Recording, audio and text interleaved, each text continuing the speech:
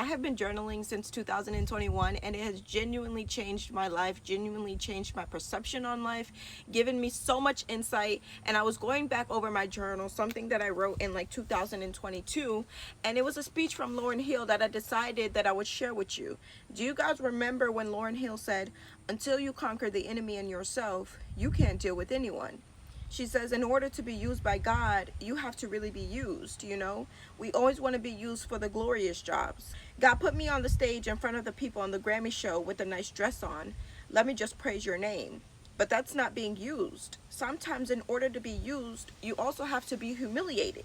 You have to be humiliated sometimes. You have to be kicked and beaten. And in that situation, the person who's kicking and beating is feeling more pain than you are. And so I broke down the analysis of that, and I said, well, oh my gosh, this is the truth.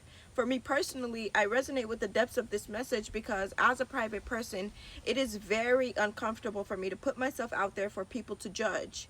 But if I'm going to one day reap the benefits of that, I have to go through this uncomfortable journey and push past these uncomfortable feelings. And that is the beauty in being used by God, because it's humiliating. You have to fight the voice in your own head as well as the voice of others. But if I don't go through this, how will I be able to tell people about God's will?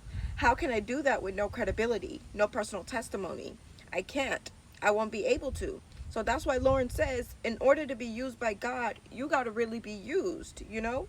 As she mentioned, we all want to be used by God for the things that make us look and feel good. But what about the things that we're ashamed of? You know, the things that we try to hide from, the humiliating things. Those are the things that God needs us to go through so that he can use us.